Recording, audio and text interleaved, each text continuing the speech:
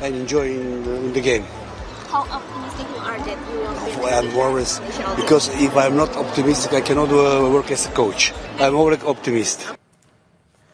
Pelatih timnas Tiongkok optimis pada laga di Stadion Gelora Bung Karno. Meski diakuinya komposisi pemain skuad timnas Indonesia sangat bagus. Pada pertemuan sebelumnya, timnas Indonesia kalah 1-2 dari Tiongkok. Laga Kamis nanti akan menjaga asa kedua tim baik Tiongkok dan Indonesia untuk masuk ke Piala Dunia tahun depan. Expect the people, the fans will come and enjoy in the game. How optimistic you are that you will win? I'm always, because if I'm not optimistic, I cannot work as a coach. I'm always optimist.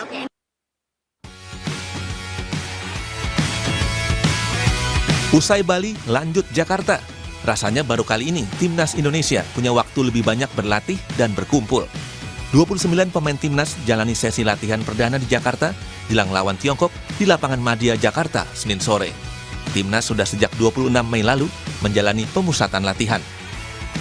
Di sektor penjaga gawang, Emil Audero kemungkinan besar mengisi tempat Martin Paes saat lawan Tiongkok yang harus absen karena akumulasi kartu kuning.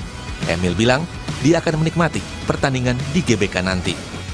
I'm not nervous because it's football, it's joy. So I'm preparing the match as I always did. So I'm focused on the training and all my teammates we're doing a really good training session. So of course we're gonna have 100%. So I think I'm not saying nothing, but I'm positive. Sementara itu, kebersamaan dan keakraban para pemain timnas saat latihan di Stadion Madia dipuji Ketua Umum PSSI Erick Thohir. Erick bilang, pemusatan latihan selama 6 hari di Bali menjadi salah satu alasan terciptanya kebersamaan antar pemain. Karena di pertandingan-pertandingan sebelumnya, pemain timnas hanya berkumpul 1-2 hari sebelum pertandingan. Kita punya cukup waktu lah untuk tim ini bisa lebih bersama dan mereka mulai juga recovery karena kan habis season panjang kan mayoritas dari mereka. Jadi ya saya lihat juga chemistry-nya juga mulai terbangun, ya nanti kita lihat hasilnya. Bisa lihat juga auranya, ya saya belum pernah melihat aura kebersamaan seperti ini karena selama ini kan mereka kumpul sehari 2 hari main dan banyak juga para pemain-pemain yang baru datang juga, ya perlu waktu lah memang.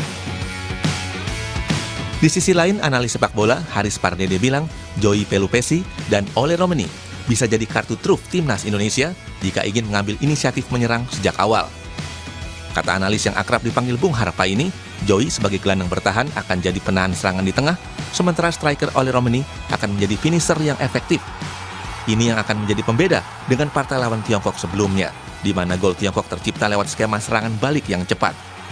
Paling tidak sekarang dengan adanya Joey Pelupesi, kita kalau kena counter agak lebih aman. Nah, cuman sekali lagi ada bedanya lagi nih, selain ada Joey Pelupesi, kita juga punya Ole Romeni.